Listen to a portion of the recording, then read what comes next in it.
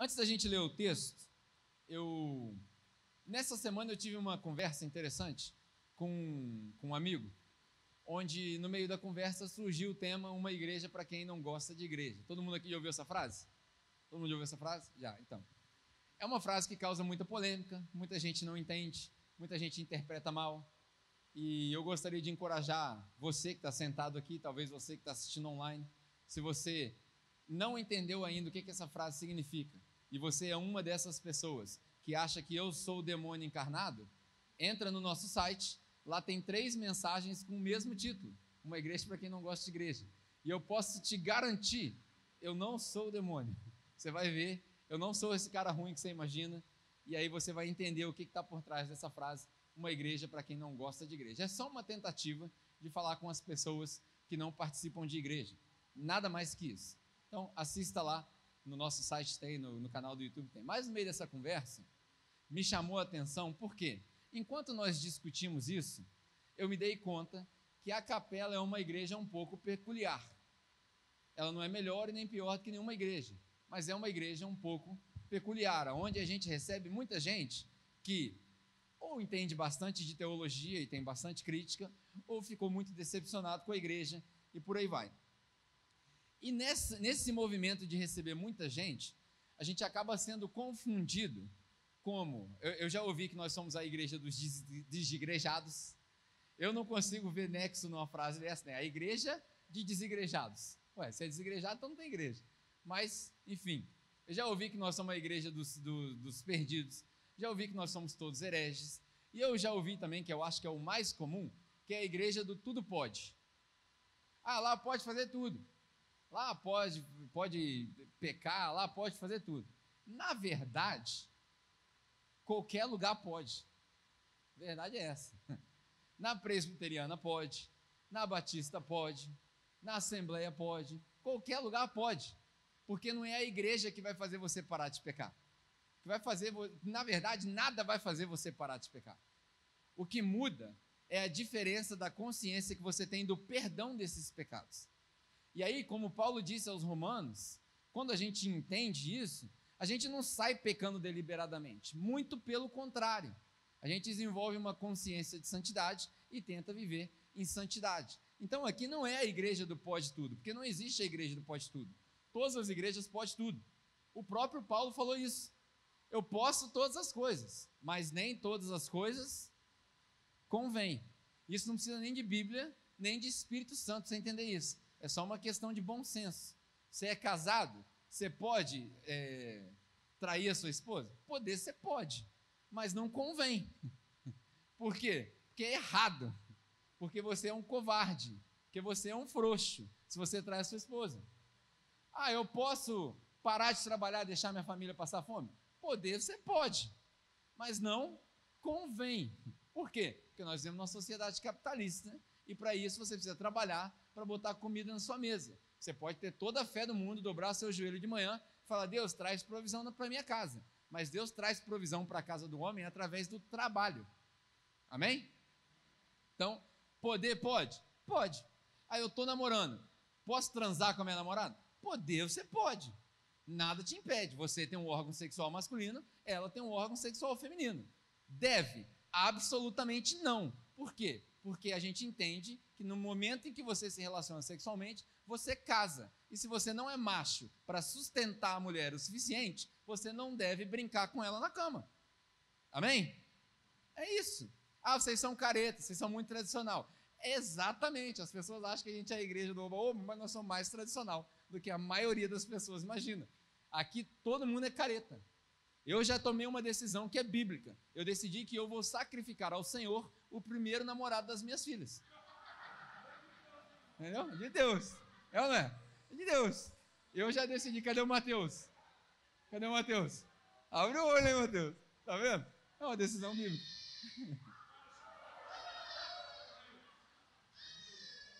Você vai entender, filha. Você vai entender.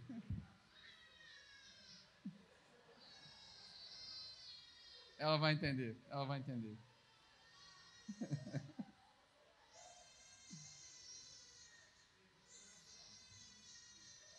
É por causa dessas coisas que o povo não leva a capela a sério. Entendeu?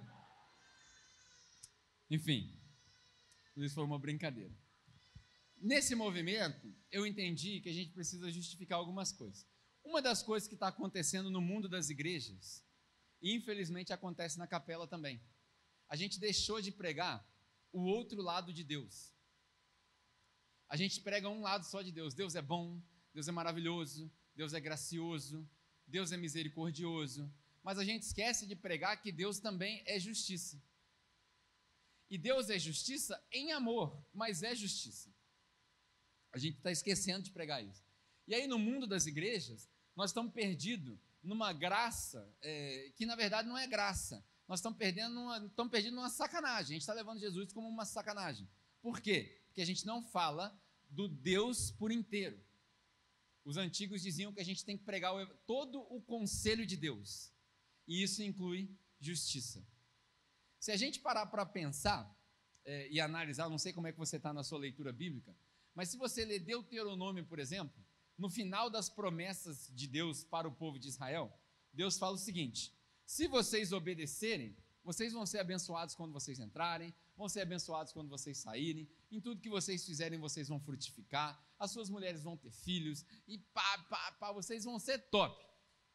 Agora, se vocês desobedecerem, vocês vão ser amaldiçoados quando vocês entrarem, amaldiçoados quando saírem, vocês não vão ter trabalho, vocês vão plantar e não vai crescer, vocês vão ser escravizados. Vai chegar ao ponto de que os pais vão mentir para as mães e não vai ter comida em casa, e eles vão despedaçar os seus próprios filhos e comer os pedaços dos seus filhos escondidos. E quando as mães forem questionadas, as mães que amamentaram os seus filhos vão se tornar canibais e vão comer os seus próprios filhos, tamanha é a maldição que eu lançarei sobre vós. Deuteronômio, capítulo 28, pode ler lá, Deus falando que ia amaldiçoar o povo e ia fazer eles se tornarem canibais, e eles iam comer os próprios filhos, porque eles não obedeceram a palavra de Deus. Mas isso aí é Antigo Testamento, eu sou culpado disso, já falei isso várias vezes, isso aí é Antigo Testamento. No Novo, você está gostando, né? O Lucas está quase levantando a cadeira. No Novo Testamento é diferente, no Novo Testamento é graça. Abra sua Bíblia quando você chegar em casa, em Hebreus capítulo 10, e você vai ler um texto gigantesco lá. A partir do meio do capítulo 10, você vai ver: portanto, nós devemos nos aproximar do trono de Deus com confiança, sabendo que Ele é um sacerdote, assim, assim, assim, assado. E aí ele fala: terrível coisa é se afastar da graça de Deus. No Novo Testamento. Terrível coisa é se afastar da graça de Deus. É interessante a gente ler, a gente fala assim: tem músicas na igreja que a gente canta hoje, eu quero ver Jesus. Quem aqui já ouviu música assim? Eu quero ver Jesus. A gente já cantou essa música aqui. Cara, você não tem noção, porque ao longo dos capítulos que a gente lê na Bíblia, quando os caras via anjo, já era aterrorizante. Imagina ver o Cristo glorificado, sentado na direita do Pai. A gente esquece que o Cristo nos assentou nos lugares celestes, sim, mas Ele está sentado num trono, e o trono é para quê? Para julgar. A gente esquece disso. O trono, Ele está sentado ali para julgar. Claro que eu e você passamos por esse julgamento, porque a gente confia na graça de Cristo, mas em momento nenhum nós somos encorajados a viver uma vida au revoir, a viver uma vida de qualquer jeito, porque nós confiamos na graça. Muito pelo contrário, é porque nós confiamos nessa graça que nós somos encorajados a viver uma vida digna do chamado do Evangelho. Uma vida digna do chamado do Evangelho. Você sabe o que é isso? É a pessoa olhar para você e identificar o crente. Ela olhar para você e falar assim: esse cara serve Jesus. Ela olhar para você e falar assim: esse cara não tem problema no casamento. Quer dizer, tem problema no casamento? Tem, todo mundo tem. Mas esse cara trata bem a esposa dele, porque o modelo dele é Jesus. Esse cara paga as contas dele, porque o modelo dele é Jesus. Esse cara cuida bem dos filhos dele, porque o modelo dele é Jesus. Nós temos que ser identificados. Se as pessoas olham para você e não conseguem identificar Jesus em você, alguma coisa está errada. Provavelmente você acreditou nessa mentira que pregaram para você, chamada graça. Uma mentira, essa graça que estão pregando, que você pode tudo, que você faz tudo, que Deus está sempre esperando. Quando Pedro é questionado e fala assim: mas então Deus está atrasado, já que não está vindo o julgamento, ele fala assim: não, Deus não está atrasado não. Deus é paciente, esperando que todos os eleitos alcancem a salvação. Talvez, se você chegou aqui hoje, você está vivendo essa vidinha de sacanagem, Deus está sendo paciente contigo. Paciente, tolerante. Ele está olhando para você e fala assim, ó, está acabando o seu tempo. É uma mensagem que a gente não prega hoje em dia. A gente só prega a qualquer momento, a qualquer hora, Deus está à minha disposição. Tome muito cuidado com essas assertivas, porque quem está à disposição de quem aqui somos nós. Deus não está à nossa disposição a qualquer momento para aquilo que você quiser, porque Ele é Deus. Nós somos criaturas de Deus, feituras de Deus, filhos de Deus, sim, mas existe uma ordem aqui, pai e filho.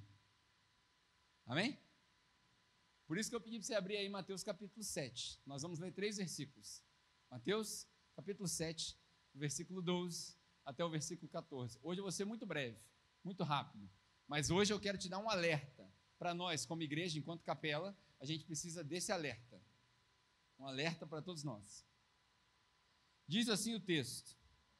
Para quem não conhece, Mateus capítulo 7 é o final do Sermão da Montanha. O sermão que identifica Jesus. Todo aquele que não é crente, mas que já ouviu um pouquinho de história, já ouviu falar do Sermão da Montanha, o sermão mais famoso de toda a história. É o discurso mais famoso de toda a história. O Sermão da Montanha. É estudado por vários palestrantes como um dos discursos mais eloquentes de toda a história. É o que identifica Jesus. Na verdade, o Sermão da Montanha é uma contrariação da cultura judaica. Quando Jesus chega e fala, bem-aventurado é o pobre, Mateus capítulo 5, quando começa o sermão, ele está querendo contrariar o judeu, porque para o judeu quem era bem-aventurado era rico. Bem-aventurado é o que tem sede de justiça, o que está sendo injustiçado, ele está contrariando o judeu. E aí ele fala, não julguem, mas o judeu fala, mas eu sou filho de Deus, eu tenho que julgar a terra. Não julgue. Todo o Sermão da Montanha é uma virada na pampulha de cabeça para baixo, que é para confundir os judeus, para confundir o padrão. E aí no final do capítulo, no final do discurso, que o final começa ali no capítulo 7, Jesus, dizem os estudiosos que a conclusão do Sermão da Montanha é o versículo 12. Não precisava de mais nada. Dali para frente, ele vai contar a história, não sei se você já ouviu a história do cara que constrói a casa na rocha. Quem é que já ouviu? Levanta a mão para ter uma ideia. Então, quem escuta as minhas palavras e põe em prática é o cara que constrói a casa na rocha. Esse é o final do capítulo 7. Dizem os estudiosos que isso é só uma consequência, que ele podia ter parado aqui no versículo 12, que diz o seguinte, Mateus, capítulo 7, versículo 12. Assim, em tudo, façam aos outros o que vocês querem que eles façam a vocês, pois esta é a lei e os profetas. Vamos ler o versículo 12 de novo para você entender. Assim, em tudo, façam aos outros o que vocês querem que eles façam a vocês, pois esta é a lei e os profetas. Algumas coisas que a gente precisa aprender aqui, a piadinha já está sem graça, mas talvez você seja novo na igreja, você vai entender. Você sabe o que significa tudo em grego? Tudo. Todo mundo já está cansado dessa piada. Quando Jesus termina o Sermão da Montanha, ele fala, então, em tudo que vocês fizerem, em tudo, é no pagar das minhas contas, é no ir à aula, é no tratamento com a minha esposa, é como eu cozinho na minha cozinha, é como eu arrumo a minha cama. Eu gosto de falar para minha filha, você quer fazer diferença no mundo, começa fazendo a sua cama de manhã. É o comportamento que a gente mostra para o mundo, é como você aperta a mão das pessoas, é como você trata as pessoas, é como você se importa com as pessoas quando você fala, e aí, como é que você está? Tudo bem? E você escuta a resposta, em tudo. E aí olha que interessante, antes de Jesus aparecer na cena, a gente tem gravados na história, pelo menos 3 pessoas que usaram um ditado parecido com esse, só que esse ditado era sempre na negativa. Você já deve ter ouvido isso, não faça para os outros aquilo que você não quer que seja feito para você. Esse ditado é antigo, esse ditado tem mais de 2000 anos. Diz a lenda que esse ditado começou com Confúcio, lá na China, lá na Ásia, lá, e ele dizia, não faça para ninguém aquilo que você não quer que seja feito para você. Era um ditado de guerra, de manter a paz. E diz que esse ditado foi passando de mão em mão, de boca em boca, até que chegou na época, um pouquinho antes de Jesus, 2 rabinos famosos, que a gente já falou aqui deles várias vezes, que eram os caras que eram os mais famosos da cultura judaica, Shammai e Hillel, eles diziam a mesma coisa. Não há, em lugar nenhum, de escritura histórica nenhuma, um ditado desse positivo, só negativo. Por que isso é importante? Porque Jesus, ele vira de cabeça para baixo tudo, até a história. Tudo que eles iam dizendo na negativa, não faz para os outros aquilo que você não quer que faça para você, Jesus fala assim, não, esquece o negativo. Vamos falar do positivo. Aquilo que você quer que seja feito para você, faz para os outros. É o famoso ama o próximo como a você mesmo. Do jeito que você quer que as pessoas tratem você, trata os outros. Do jeito que você quer que as pessoas olhem para você, olhe para os outros. E aí ele diz, isso o quê? Fazer para os outros, como você quer que seja feito para você. Isso é a lei e os profetas. É por isso que de vez em quando eu falo aqui, cara, foca só no Novo Testamento, que já é o suficiente para você. Porque você vai entender, se você põe em prática, a gente diz aqui muito na capela, nós não estamos preocupados em ensinar a Bíblia para as pessoas. Eu não tenho essa preocupação. As nossas pregações não têm a pretensão de ensinar a Bíblia para ninguém. Se você quiser aprender Bíblia, a gente vai discutir no curso de teologia ali. Mas a gente não tem a pretensão de ensinar a Bíblia para ninguém. A pretensão aqui é ensinar você a colocar em prática aquilo que Jesus ensinou para nós. Essa é a pretensão. Prática. Porque a árvore é conhecida pelos seus frutos. Quando você come o fruto da árvore, você reconhece.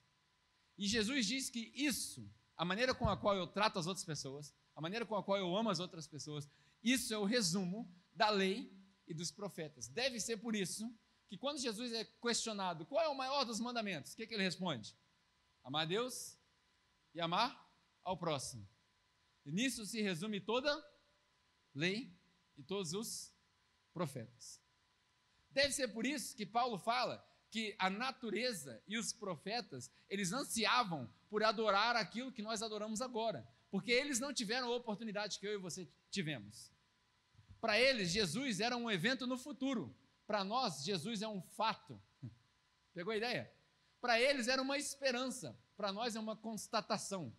Para eles era só um reflexo, só uma sombra. Para nós está escrito, é histórico, é factual. Você não precisa nem de fé para acreditar em Jesus. Você precisa de fé para ser salvo. Mas para acreditar em Jesus, basta uma boa aula de história. Para acreditar em Jesus, basta você abrir o seu telefone e olhar para o seu calendário. Que dia é hoje? Que dia é hoje? Quem sabe que dia é hoje? Dia 16 de fevereiro. De qual ano? 2000 e? Por que 2020? Porque mais ou menos há 2020 anos atrás, um cara nasceu aqui na Terra e a partir disso, começou a ser contado um novo calendário. Mano, eu não sei você, mas qualquer pessoa que divide a história em antes e depois dele, já é digna de pelo menos um pouco de atenção. Aí se esse cara nasce e fala, eu vou fazer X, Y, Z, e fala que vai morrer, 3 dias fala que vai ressuscitar, 3 dias depois o cara aparece ressurreto, o que ele falar eu estou fazendo. Eu não preciso memorizar nada. Se ele falar, eu estou fazendo. Mano, se eu tivesse na pele dos discípulos, eu estava numa salinha igual aquela ali, o cara passa pela parede igual o Neo do Matrix, não precisa falar mais nada, mano. Manda que eu obedeço. Amém? É assim que funciona com Jesus. Você não precisa de nenhuma constatação extra. Então, isso são os profetas e a lei. E aí, olha só, versículo 13 e 14. Esse é o nosso alerta. Olha o que ele diz.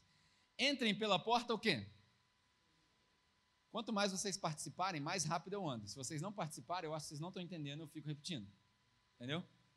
Entrem pela porta. Isso, olha que bonito. Estou igual o professor agora de primário, o pessoal repetindo. Pois larga é a porta e amplo é o caminho que leva à perdição. E são muitos. Repare nas ênfases que eu estou colocando. Largo é o caminho e larga é a porta que leva à perdição. E são muitos os que entram por ela. Como é estreita a porta e apertado o caminho que leva para a vida. São poucos que a encontram. Olha que interessante. Algumas anotações aqui. Primeiro ele fala o seguinte: entrem pela porta estreita. O que requer de nós uma atitude. Entra pela porta. Você precisa sair do seu lugar e entrar por essa tal porta. Que porta é essa? É interessante que nos paralelos, aqui a gente está lendo em Mateus, mas se você ler o Evangelho de João, a gente recomenda todo mundo que é novo na fé começar a ler o Evangelho de João. Eu me lembro que quando a gente tem a mania de falar, eu me converti, né? Ninguém se converte. Começa por aí. Eu me lembro quando Jesus me salvou, o pastor da igreja que eu frequentava, que era a Igreja Batista Central de Volta Redonda, Deus abençoe aquela igreja, que foi extremamente importante para mim. Eu cheguei para ele e falei assim, pastor Nilson de Marzo, lembra dele? Só no violino, pá. Pastor, o que eu tenho que fazer agora? Que eu já aceitei Jesus 5 vezes, já vim aqui na frente 5 vezes, 5 domingos, 5. O que eu tenho que fazer agora? Ele falou assim, vai para casa e lê a Bíblia. Aí eu fui e li a Bíblia. 2 semanas eu li a Bíblia. Comi Bíblia, pulei um monte de página, quem me conhece sabe que eu não leio as coisas direito, eu pulo um monte de página, pulei um monte de página e tal. E aí cheguei no final, 2 semanas depois, faltei o culto, cheguei lá, e aí pastor, acabei. Ele olhou para mim assim, acabou o quê, meu filho? Aquele jeitão dele, calmou. Eu falei, acabei a Bíblia, você mandou ler a Bíblia, acabei a Bíblia. Ele olhou para mim assim, com um olhar de quem já me desmontou, me desprezou no olhar. Falei assim, mas o que você entendeu? Eu falei, nada. E nada. Por quê? Primeiro que a história se repete várias vezes, aí eu saí pulando, porque ninguém tem paciência para ler aquilo ali. Segundo que é uma bagunça danada, um monte de homem casado com um monte de mulher, ninguém sabe de quem que é de quem. O cara falou que a mulher era irmã dele e a outra era prima. Uma bagunça danada, os bichos que mudam de cor, de frente para a rede, de frente para a cerca. Não entendi nada. Chegou lá na frente, eu vi a história do tal de Jesus, aí eu comecei a entender. Aí ele virou e falou assim, porque você leu tudo errado. Eu falei, mas como assim ler tudo errado? Tem como ler errado? Eu falei, você tem que começar. Aí eu pirei com os crentes. Foi minha primeira pira com os crentes. Quando você lê Bíblia, você começa pelo meio. Eu falei, vocês estão de sacanagem comigo. Eu nunca vi um negócio desse. Que livro que a gente começa a ler pelo meio? Não existe. Você fala, tem que começar a ler pelo meio. Aí eu voltei, fui aprendendo. Então hoje, depois de muito bater cabeça, a gente recomenda às pessoas a começar a ler João. Por quê? Porque João é a história de quem é Jesus. Eu não sei se você sabe, mas a Bíblia não é um livro. Sabia disso? A Bíblia não é um livro. A Bíblia é um conjunto de livros. Na verdade, Bíblia é a palavra da origem que a gente chama hoje de biblioteca, onde se colocam vários livros. Então a Bíblia tem vários livros. O primeiro deles é um livro chamado Pentateuco, que tem 5.000 livros dentro deles. Gênesis, Êxodos, vamos ver se vocês sabem. Gênesis, Êxodos. E aí quando chega aqui, todo mundo para de ler a Bíblia naquela leitura anual, né? E aí todo mundo já desistiu. Depois disso vem os livros históricos. Vem Josué, aí vem os livros de crônicas, vem os livros de reis, vem o livro de juízes. Depois vem os profetas, os maiores, os menores. Cada um desses é um livro que estava separado, era um pergaminho. Quando aconteceram os concílios e a gente chegou à conclusão de que essa história de vários pergaminhos separados falavam da mesma pessoa, aí a gente resolveu juntar. Foi a maior besteira que nós fizemos na vida. Por quê? Chega os caras igual eu e não entende nada. Se a gente fosse ler separadinho, primeiro a gente ia ter muito mais ânimo para ler. Certo ou não? Quem aqui já desanimou de ler a Bíblia durante o ano? Seja sincero, porque falar mentira na igreja desce o trovão na hora. Todo mundo desanima, porque é muito grande. É muito grande. Então, o que a gente tem que fazer? Tem que dividir ela em pedacinhos pequenininhos, que na verdade é o fato. O livro de João, ou a carta de João, que na verdade não é uma carta porque é classificado como livro, mas o livro de João, ou o Evangelho de João, é a história da identidade de Jesus. Então a gente fala para as pessoas, leia João. Por que eu estou te contando essa história toda? Olha o que Jesus fala aqui em Mateus, onde a gente entende sobre aquilo que Jesus fez. João é quem Jesus é. Mateus, Lucas e Marcos é aquilo que Jesus fez. Aí Jesus fala aqui em Mateus, entrem pela porta estreita. Quem é a porta? Jesus. Como que você sabe? Porque lá em João, capítulo 10, ele fala, eu sou a porta. O ladrão pula o muro, mas quem foi autorizado a entrar, entra pela porta. Eu sou a porta. Olha que interessante. E ele fala, do mesmo jeito que ele é a porta, ele também é o caminho, que está escrito aqui. E aí aqui tem 2 caminhos. Tem um largo e um estreito. 2 portas, uma larga e uma estreita. A estreita leva para vida. A larga leva para perdição. E aí Jesus está alertando a gente, irmãos, entrem pela porta estreita. Qual que é o problema que eu vejo hoje no nosso meio? A gente fala muito da porta, mas a gente esquece do caminho. E aqui eu vou correr o risco de fazer uma alegoria que pode perder o sentido. Pode ser que eu viaje um pouco na maionese, mas fica comigo para você poder entender. A gente corre o risco de falar só da porta e esquecer o caminho. Isso daí sou eu, uma conjectura minha, estou fazendo essa analogia, essa alegoria para você entender. Para mim, a porta é a decisão, o caminho é o estilo de vida. A gente fala muito da porta. Por quê? Porque tem muita gente achando que é salvo porque faz uma oração mágica no final do culto, e aí naquela oração mágica, que é linda, maravilhosa, que na verdade é bíblica. Tem muita coisa que é bíblica, mas não serve para nós. Por exemplo, oração mágica não salva ninguém. Porém, Paulo fala em Romanos capítulo 10, todo aquele que confessar com a sua boca e crer com o seu coração será salvo. Por que Paulo fala isso? Paulo não fala isso do nada, ele fala isso porque Paulo era judeu e ele estava tentando reforçar para os romanos que a profecia de Joel, a profecia de Joel estava se cumprindo, porque lá em Joel diz que todo aquele que se dobrar e todo aquele que clamar o nome do Senhor será salvo. Então Paulo entendeu que quem era o Senhor, quem era o Kyrios em grego, aquele que mandava, aquele que estava em cima, era Jesus, porque Paulo teve uma visão, Paulo viu Jesus face a face. Então, quando Paulo vê Jesus, ele fala, entendi quem é o Senhor. Então, se Joel fala que todo aquele que clamar ao Senhor será salvo, então eu tenho que clamar quem? Jesus. Salvação só em Cristo. Aleluia. Glória a Deus. Fácil. Isso é matemática. Aí Paulo fala, se você clamar com a boca e crer no seu coração, você vai ser salvo. Está salvo. Mas as pessoas associam salvação com ir para o céu. E salvação não é ir para o céu. Salvação é muito mais do que ir para o céu. O céu não é um destino, o céu é um ambiente para você trazer para cá. E eu não estou falando dos exageros pentecostais, não. Estou falando que nós somos chamados para, sim, um dia estar com Deus para o resto da eternidade, mas nós somos chamados para ser representantes do céu na terra. Você tem que andar pela rua brilhando, assim, igual essa lâmpada aqui, ó, cheio de glória. Por quê? Porque nós somos os vasos de glória. Somos nós. Vocês estão estranhando que vocês não estão acostumados a ver o assembleano assim, né? Porque hoje eu estou mordido. Nós somos os vasos de glória. E aí olha que interessante, se a porta é a sua decisão, o caminho é o seu estilo de vida. E aí tem muita gente que está indo a passos largos para o inferno, confessando Jesus. Por quê? Porque a árvore, se ela é conhecida pelos frutos, todo aquele que é salvo tem que dar frutos. Tem que. Não é pode ser que. Tem que. Sabe qual que é o fruto? Gálatas, capítulo 5, você vai ver lá os frutos do Espírito. Tem o fruto do Espírito, as obras da carne e o fruto do Espírito. Ah, eu era um cara brabo, converti e continuo brabo. Você não converteu nada. Ah, eu era polícia, eu dava tiro nos outros, converti e continuo dando tiro nos outros. Converteu nada. Por quê? Porque o fruto do Espírito é amor, paz, calma, tranquilidade, autocontrole, benignidade, mansidão. Esse é o fruto do Espírito. É por isso que, eu estou dando vários versículos bíblicos para vocês hoje. É por isso que Jesus, rapaz, hoje eu estou uma máquina. É por isso que Jesus fala, aprende de mim, porque eu sou manso. Jesus não era nervoso, nervoso sou eu. Jesus era manso, Jesus não tinha ansiedade, Jesus era calmo. Quando Jesus ficava ansioso, o que ele fazia? Orava. É por isso, por isso. É por isso que Paulo virou para o pessoal de Filipenses e falou assim, o pessoal de Filipe lá, falou, vocês irmãos, como é que chama aquela cidade? Fiquei confuso agora. Filipenses, a cidade, como é que é o nome da cidade de Filipenses? Filipos, então, Filipos.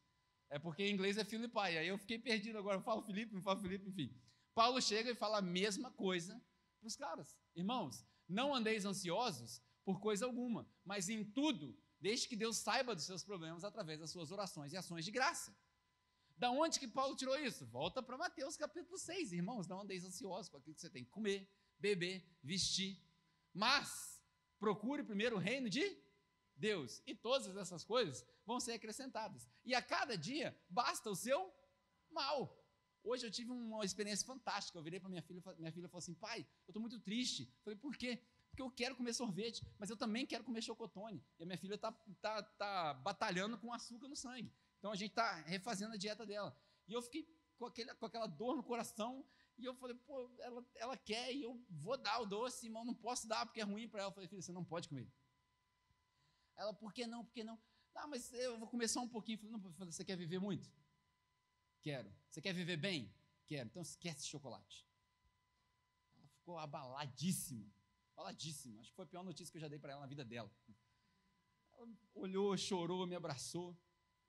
Passou o tempo, passou o drama, ela virou para mim e falou assim: pai, mas estou tão triste. Ela ficou no chocolate. Eu falei: filha, a vida é muito mais que chocolate. Eu transformei Mateus 6,33. Eu transformei Mateus 6 inteirinho. Eu falei: filha, não se preocupe com o chocolate que você vai comer, ou com o chocotone que você vai comer, ou com o suco de uva que você vai beber, porque a vida é muito mais que suco de uva e chocotone. E outra, o amanhã não te está prometido. Você não sabe, amanhã eu e você podemos não estar aqui, então você precisa aproveitar hoje. Então come laranja, come banana, come fruta, seja saudável, faça exercício, viva bem. Só faltou ela dar cambalhota e falar em línguas, porque ela entendeu. Então, irmão, você tem uma ferramenta na sua mão fantástica, chama Bíblia. É só ensinar para os seus filhos, só ensinar para eles. Se você ensinar para eles, eles não vão. Rapaz, hoje eu estou. Só ensina, filho. Provérbios 22. Ensina o seu filho. Eu nem sei mais o que eu vim pregar hoje. Ensina o seu filho no caminho que ele tem que andar e ele não vai se desviar. Simples. Mas vocês estão entendendo? Estão aprendendo? Amém ou não? Aí, amém de novo. A porta e o caminho. A porta, agora vamos falar sério. A porta é aquilo que a gente chama em teologia de justificação. Justificação. O que é justificação? É quando eu e você somos declarados oficialmente justos perante a Deus.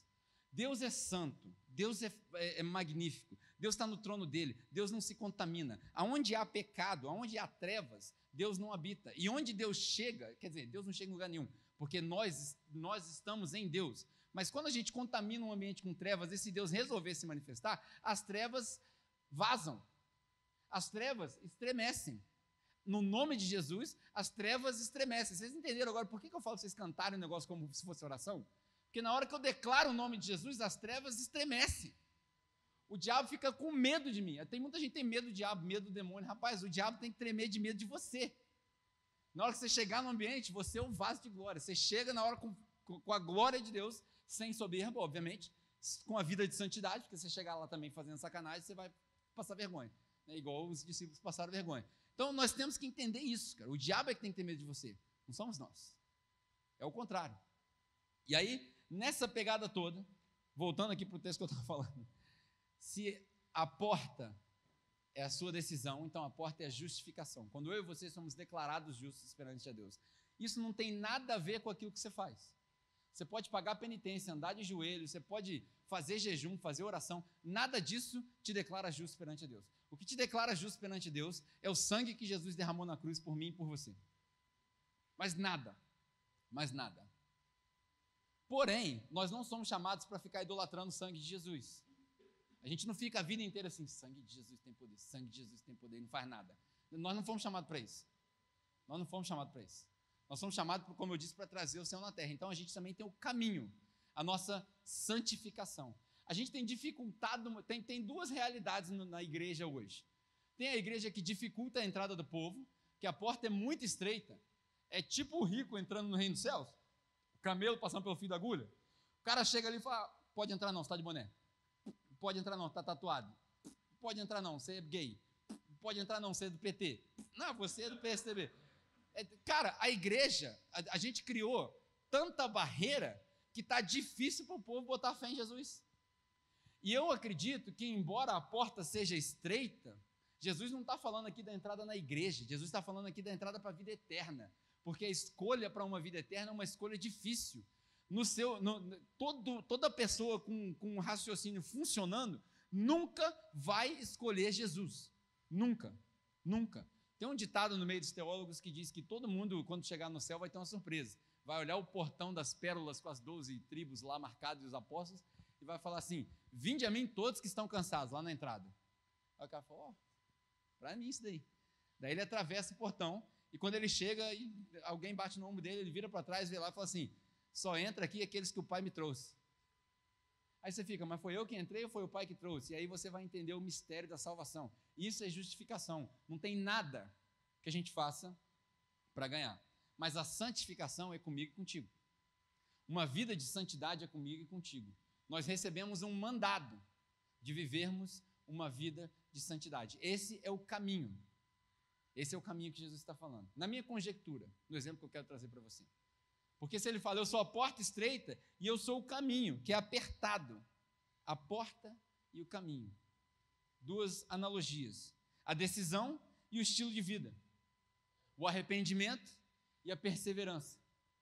Duas coisas diferentes. A primeira depende só de Deus. A segunda depende de Deus e de nós.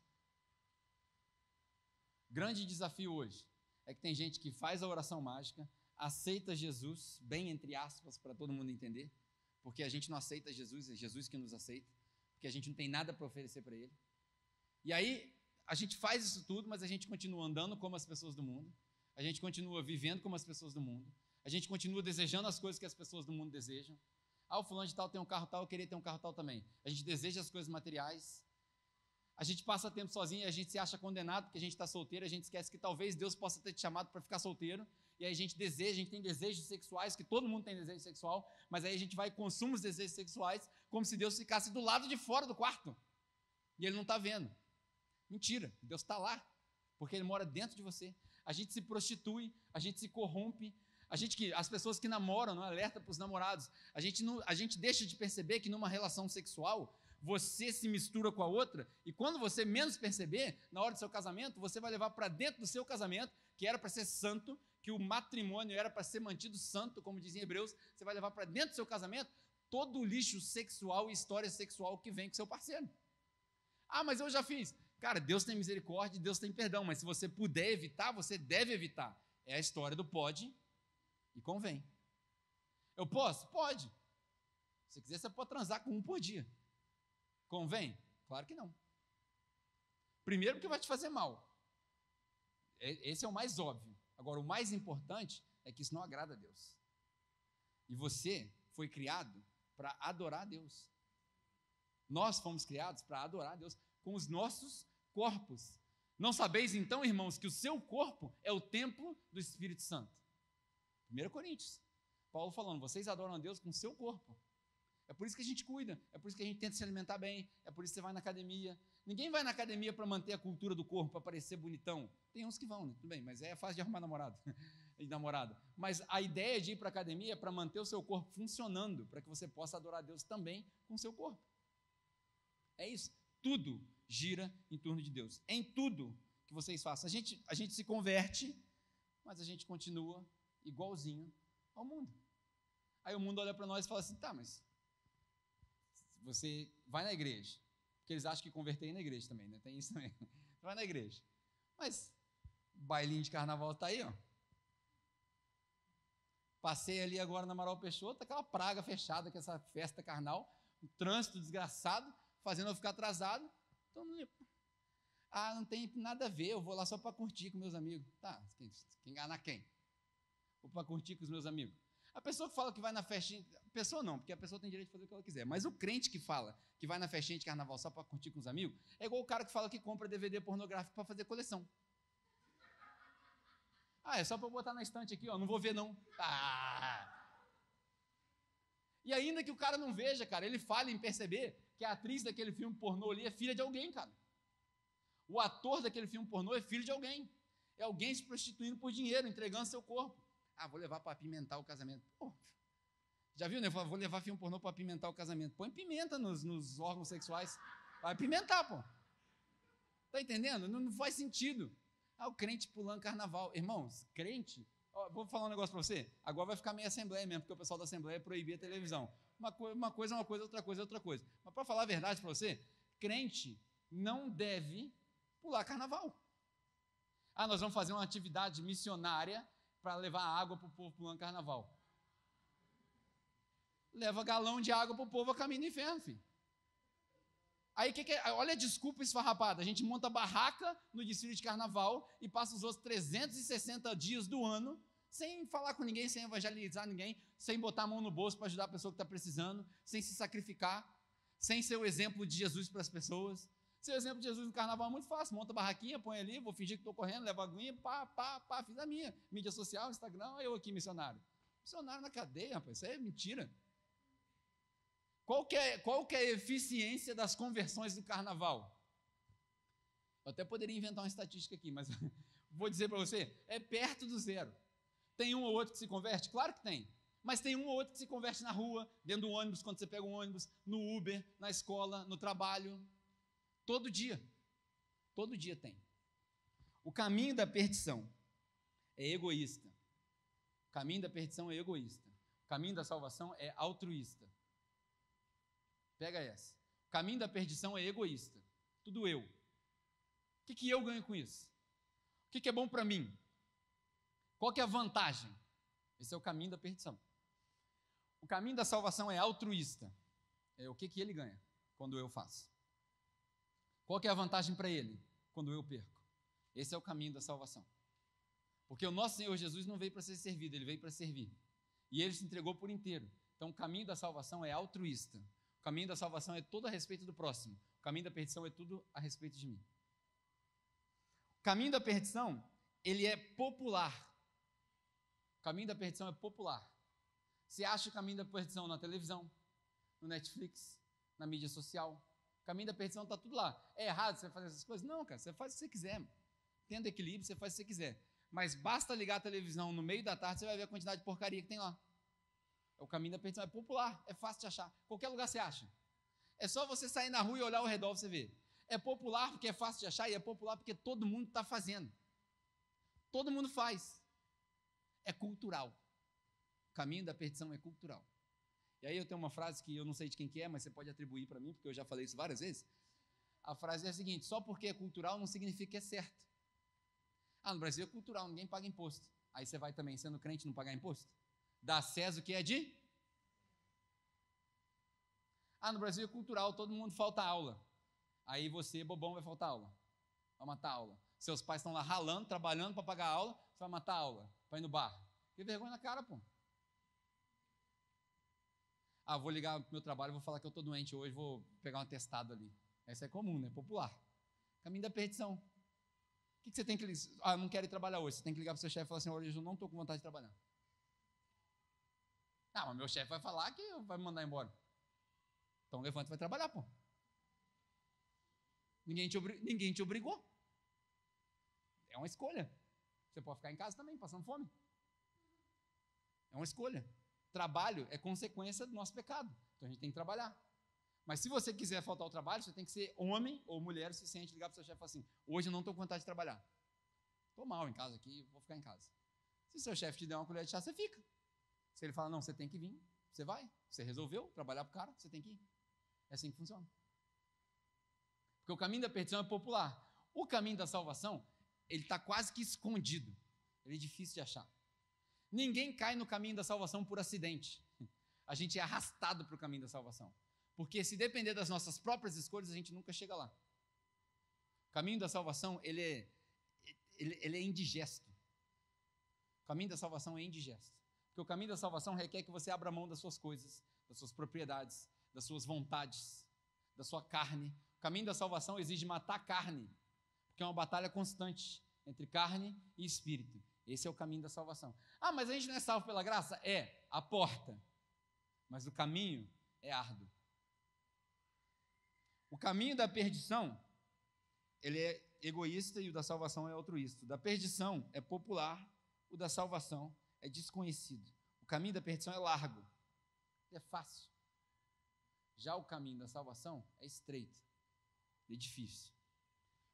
A boa notícia é que Jesus falou o seguinte: embora o caminho seja estreito e a porta seja estreita, quando você vier, pega o meu jugo, porque nesse caminho pesado que você vai ter que carregar a sua cruz, também tem um jugo suave e um fardo leve. Essa é a diferença. O caminho é estreito? Não tem nem para a direita e nem para a esquerda. Mas a vantagem é que quem anda com Cristo é nova criatura. As coisas velhas se passaram, tudo se fez novo. E quando é novo, a gente anda leve. Tem peso? Tem. Tem responsabilidade? Tem. Mas é leve e é suave. Essa é a vantagem. Daí a gente, para fechar, eu lembrei essa semana de eu estou lendo um livro que chama O Clube das 5 da Manhã. É um livro sobre hábitos novos e fazer exercício de manhã e tal. Só eu sei o sacrifício que é esse negócio. Outro troço difícil. Nesse livro, o cara diz que para desenvolver um hábito novo, a gente tem que fazer esse mesmo hábito, forçado às vezes, 66 dias seguidos. O cara podia ter colocado 67, né? Porque 66, já lembra logo da besta, porque é um sacrifício levantar de manhã. Mas ele botou 66 dias, comprovado pela Universidade de Londres, 66 dias, se você fizer, vai se tornar mais fácil seguir o seu hábito do que não fazer. Eu estou testando, é difícil, estou testando.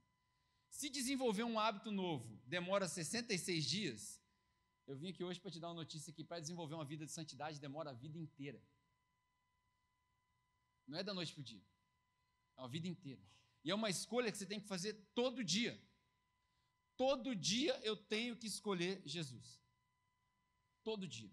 Eu escolho Jesus hoje, eu escolho Jesus amanhã, eu escolho Jesus durante a semana, eu escolho Jesus todo dia. Você precisa escolher Jesus todo dia. Isso é viver uma vida de santidade. É uma escolha. É o entre pela porta.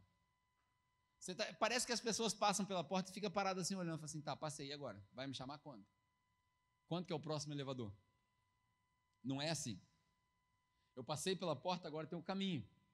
Dizem os teólogos que na história da salvação funciona assim. No momento da sua decisão, você toma consciência da salvação que Jesus preparou para você de antemão antes da fundação do mundo. Aí você toma conhecimento, é como se eu estivesse fora da salvação. Daí eu passei pela porta e falei, estou salvo. E aí você fica bobão aqui, uau. Aí você começa aquelas discussões entre Assembleia e Presbiteriano, de livre-arbítrio e tal, que não leva a lugar nenhum. Aí fica naquela discussão lá anos. É a bobeira aqui. Não. Isso, na verdade, na Bíblia chama discussões elementares. A gente já passou dessa fase. Aí alguém com mais experiência fala assim, amigo, você passou pelo portão, mas tem uma estrada inteira ainda para seguir. O trono está lá embaixo. Sabe lá Ezequiel, o trono que sai a água de baixo, aleluia, glória a Deus, que tem árvore por aí vai. Está lá, ó, longe pra caramba. Aí você vai, então vamos, né? Um passo de cada vez. Hoje, amanhã. Aí chega aqui e tropeça. Oi. Aí tem gente que acha que volta lá na fila. Mas aí quando a gente tropeça, a gente esquece que Jesus está aqui, ó, do seu ladinho. Próximo passo, filho, vai. A gente vai. Um dia de cada vez. Aí tropeça de novo. Aí quando a gente tropeça na mesma pedra, Jesus vira para a gente e fala assim, ô, fião, mesma pedra, pô. Mesma pedra. Não aprendeu, não? Aí a gente acorda e fala, rapaz, agora eu preciso me dedicar mais. Agora eu preciso me santificar mais. Aí a gente fica naquela jornada da vida. Essa jornada da vida cristã chama-se santificação. É por isso que a gente fala que a gente foi salvo, está sendo salvo e vai ser salvo. Porque a gente tem que se livrar da gente mesmo todo dia. Começa por aí. Se livrar dos espinhos, se livrar das flechas do inimigo, se livrar das tentações. Todos os dias a gente faz uma escolha. E aí eu cheguei no ponto da escolha, foi até interessante que a gente cantou essa música, né? Venha ao altar, aos braços abertos do Pai. É uma escolha que você precisa fazer. Eu me lembro que há 7 anos atrás, para a gente terminar, uma cantora muito famosa chamada Whitney Houston faleceu.